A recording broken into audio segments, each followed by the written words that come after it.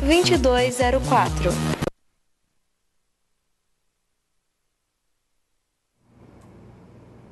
Muito boa noite, internautas. Com a graça de nosso Senhor Jesus Cristo, estamos iniciando aqui o programa Chamando Vencedores, uma realização da igreja em Cosmópolis, que se reúne aqui na rua 22 de abril, número 47, no Jardim Planalto, todos os sábados, às 20 horas, e aos domingos, 9 horas da manhã, com o fim de partir o pão. Durante a semana, nós reunimos nas casas dos irmãos.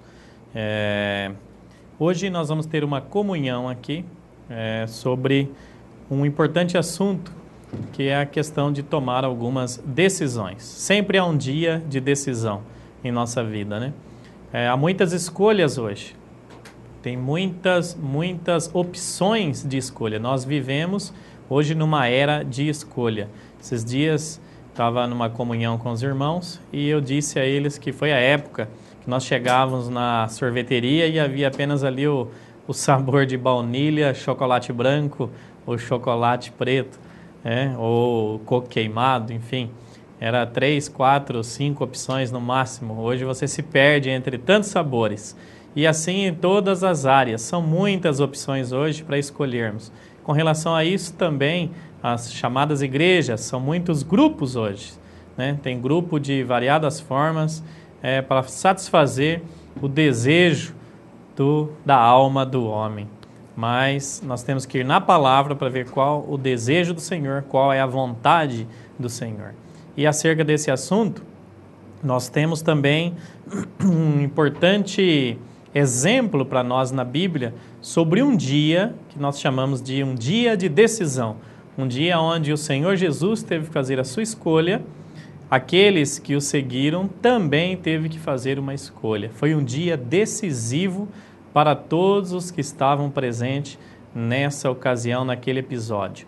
Então, como eu já disse, são muitas escolhas, muitas opções hoje diante de nós. E nós temos que optar por uma delas. É difícil tomar decisão, né? São muitas escolhas e a decisão que nós temos que tomar às vezes é difícil. No Velho Testamento, as pessoas que viveram naquela era tinha os profetas para recorrer até eles ali e eles então, instruídos pelo Espírito Santo, por Deus, dava resposta a eles.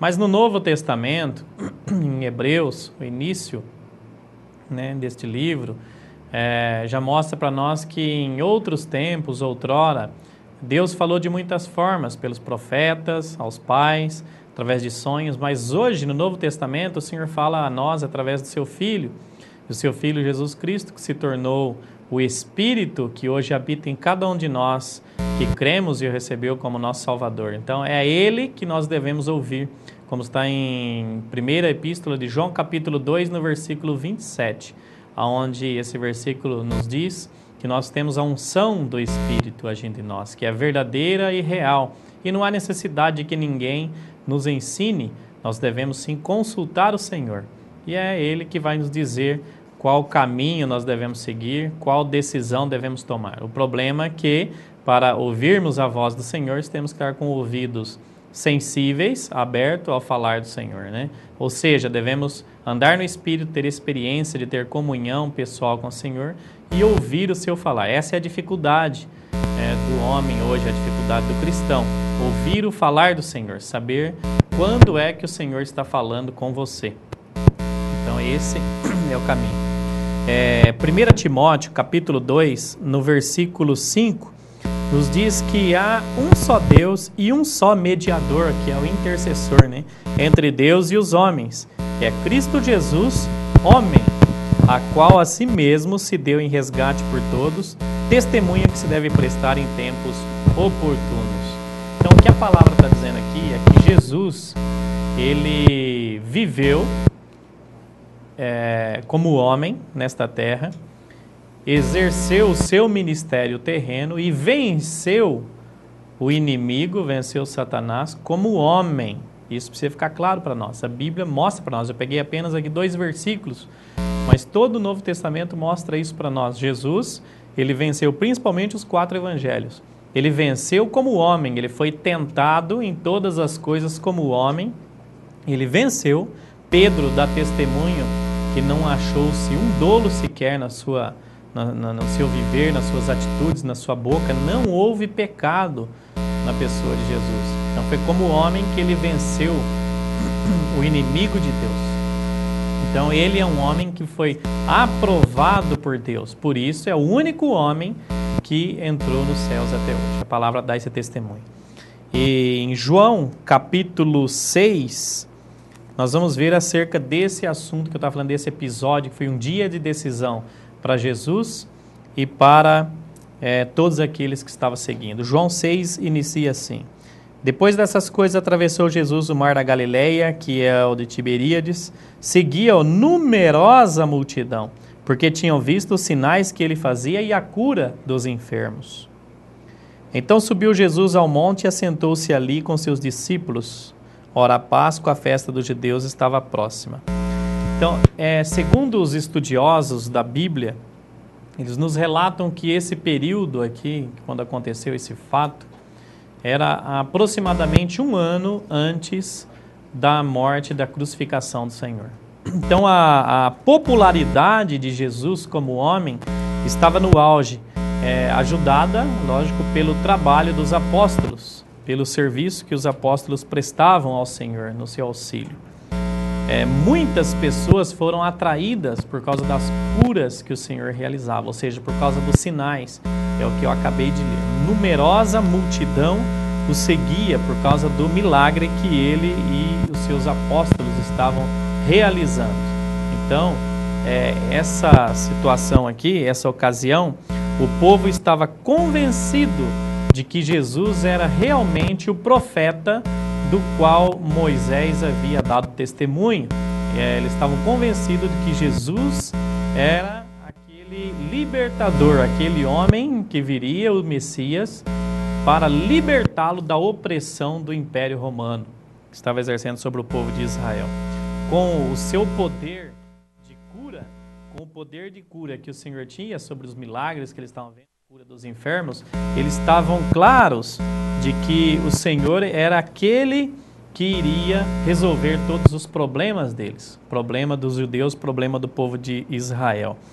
Mas Jesus não tinha vindo para reinar sobre um reino terreno na Palestina.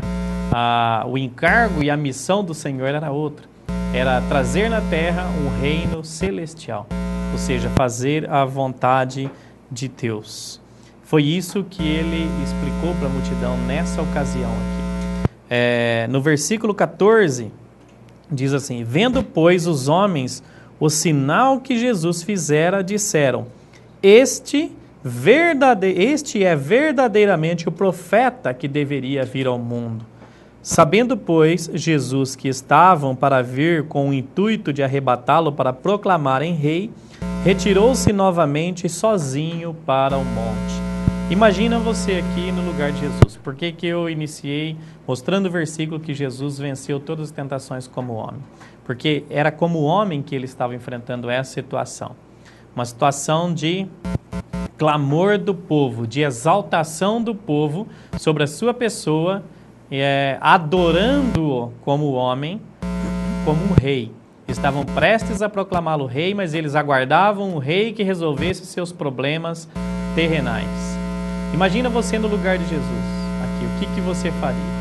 Nós estamos aí em ano de eleição, né? Eleição para prefeito este ano.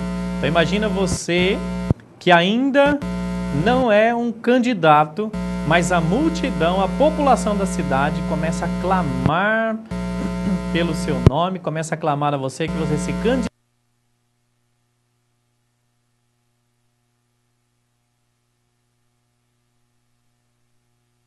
Puxa, como que ficaria o nosso ego? Sabendo que as pessoas clamam, estão te exaltando. Essa era a situação que Jesus estava passando. Muitos viam ele como um rei que resolveria seus problemas.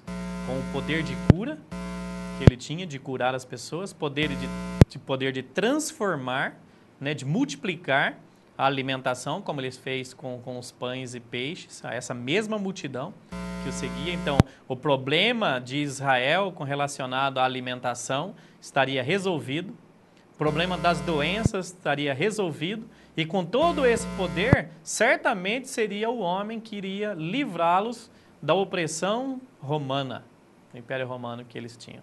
Era o homem perfeito. Imagina o clamor, a adoração e exaltação que essa multidão, e no versículo não cita a quantidade exata, mas fala numerosa multidão seguia o Senhor. Como você e eu se sentiria se estivesse no lugar de Jesus? Repito, Jesus não estava ali como Deus, mas como homem. Era um homem que expressava Deus na sua plenitude, mas ele estava ali como homem, exercendo seu ministério terreno. Era um homem sujeito a todas as dificuldades que nós temos hoje. Porém, ele venceu todas. Mas ele estava ali sendo seduzido pela multidão.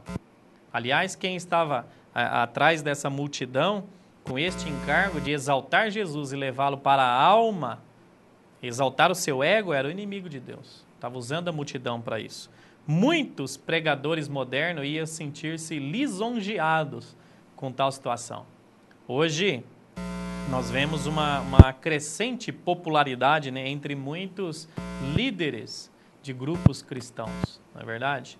E essa exaltação da multidão, né, até nós, até esses líderes, exalta o ego. Qualquer um de nós se sentiria muito lisonjeado numa situação igual essa aqui que Jesus passou.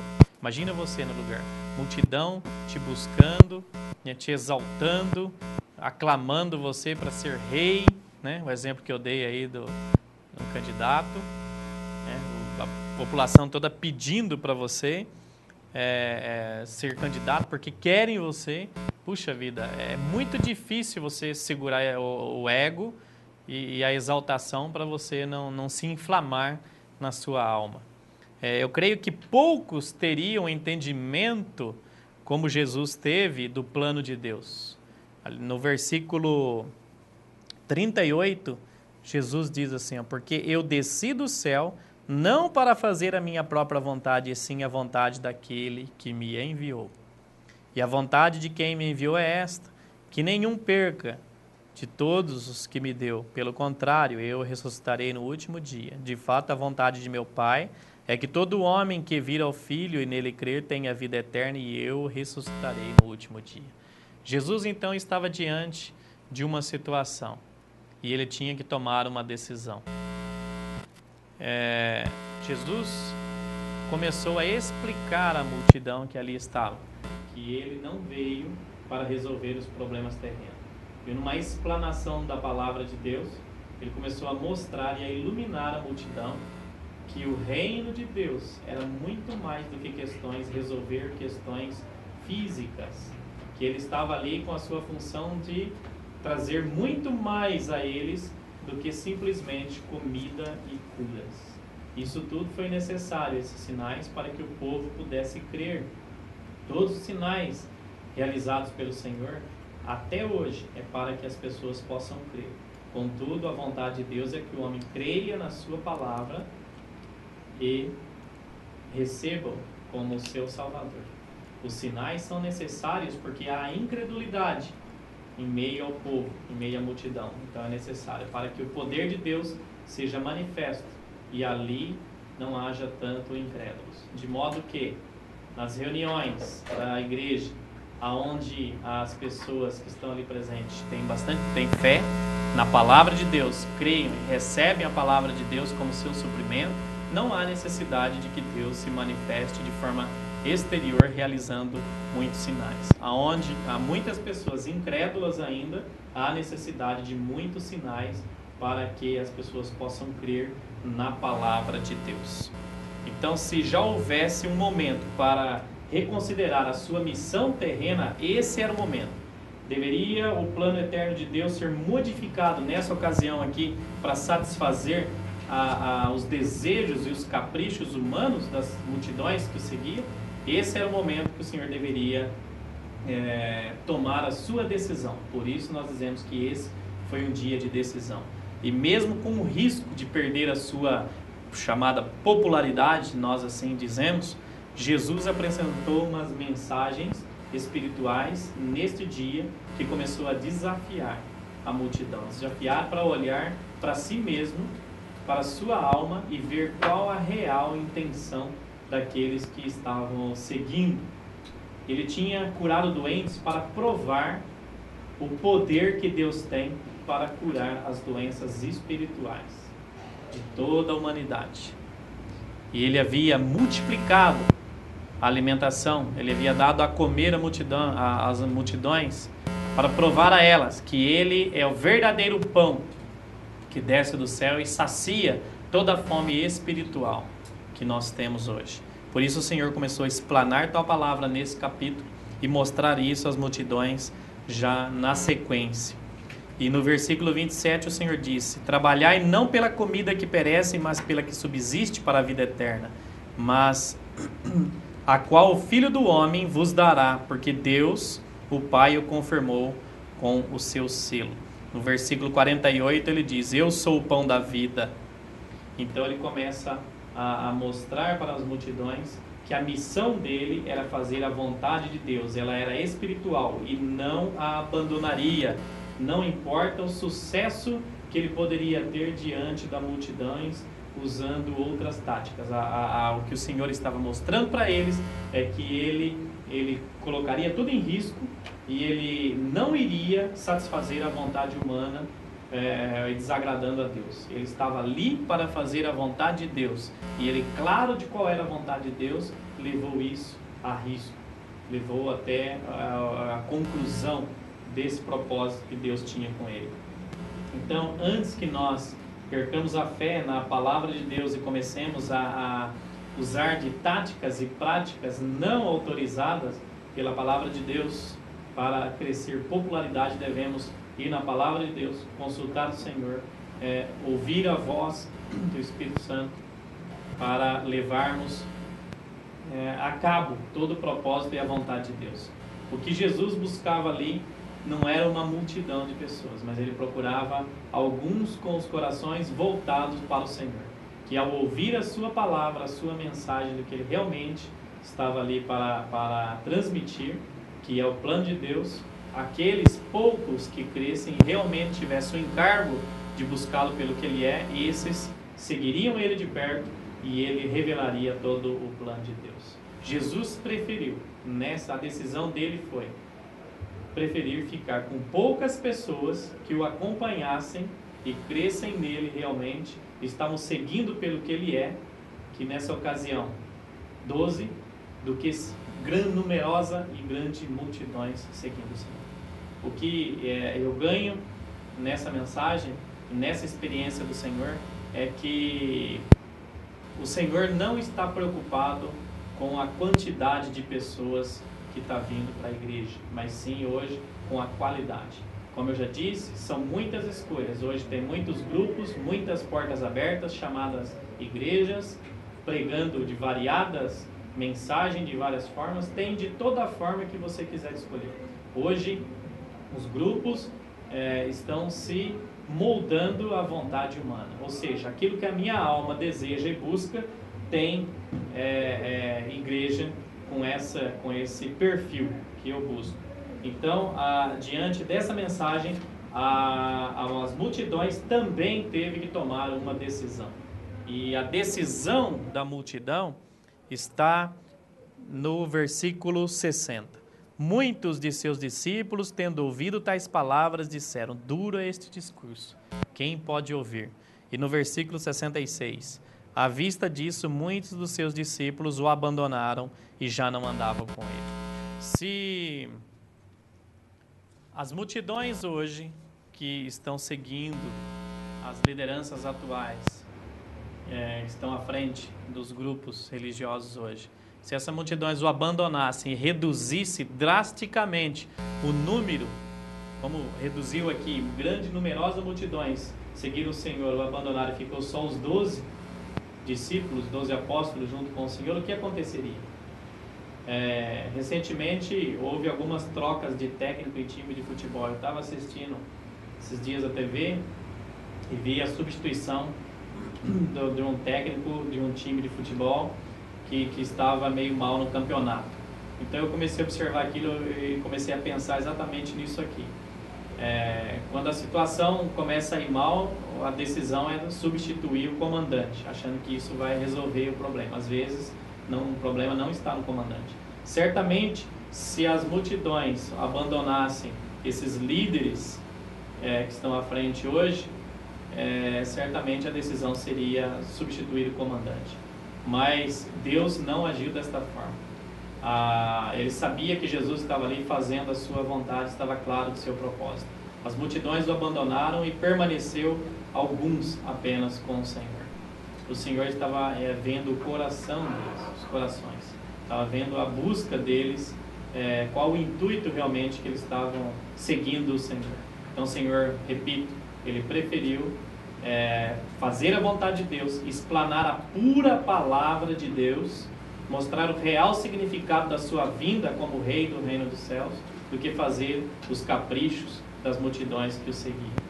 E numerosa multidões o abandonaram. Ficou apenas os discípulos junto com ele. Então não importa se tem poucas pessoas no local onde você está se reunindo, se muitas pessoas o abandonaram, se houve algumas confusões nas igrejas, se houve divisões, se poucos estão permanecendo buscando o Senhor. O Senhor não está olhando para a quantidade, sim para a qualidade. Todos nós devemos tomar decisões. Chega um momento que é um dia de decisão na nossa vida. Precisamos decidir em seguir o Cordeiro ou seguir as multidões. Aonde vamos? E diante de todo esse fato, essa explanação de Jesus, os discípulos também tiveram que tomar uma decisão. E agora? O que fazer? Seguir o Senhor não veio, Ele não é apenas um milagreiro. O Senhor não é apenas um que vem trazer apenas cura de doenças físicas. O Senhor não é aquele que vem apenas realizar caprichos de prosperidade material. O Senhor mostrou claro isso. Eu vim para fazer a vontade do Pai. E a vontade é essa. E Ele relatou qual é a vontade. Todo aquele que vir o Filho e crer tem a vida eterna. Jesus veio trazer a vida eterna, a vida de Deus ao homem, se dispensou para dentro do homem para que esse homem hoje possa crescer em vida e o reino de Deus possa vir neste homem, este homem expressar a Deus e assim o reino de Deus venha à terra e se expandir por essa terra. Essa é a vontade de Deus. Uma forma muito simples de explicar. Os discípulos, diante disso, tiveram que tomar uma decisão. E, representados por Pedro, ele tomou a frente e o Senhor disse: e vocês, o que vão fazer? E Pedro respondeu. Versículo 67, Jesus perguntou aos 12: porventura quereis também vós retirar-vos? Ou seja, vocês também vão me abandonar? Pedro tomou a frente e em nome deles deu a resposta: a nossa decisão, Senhor, é que nós vamos permanecer com o Senhor. Para onde iremos? Só Tu, Senhor, tens a palavra da vida eterna. Essa deve ser a nossa decisão. Para onde vamos? Seguir as multidões? Não, Senhor. Vamos permanecer com o Senhor. Judas, também creio que este foi um dia crucial na vida de Judas. Judas não tomou a decisão de uma hora para outra em trair o Senhor, em abandonar o Senhor. Certamente, esse dia aqui influenciou muito, porque de acordo com seus interesses, de acordo com seu coração, Jesus frustrou as expectativas de Judas. Certamente esse dia ele já andando junto com os 12, mas ele começou a ver e ficar mais claro de qual era a vontade de Deus, qual era a vontade de Jesus na terra, e frustrando a sua expectativa de que ele, Jesus, não resolveria seus problemas terrenos, principalmente os problemas com os romanos. Então Judas decidiu também abandonar o Senhor. Esse dia, não posso dizer que foi nesse dia que ele tomou a decisão, mas certamente esse dia, esse fato contribuiu em muito para que Judas tomasse essa decisão. Isso é o que nós vimos no versículo 70 e 71.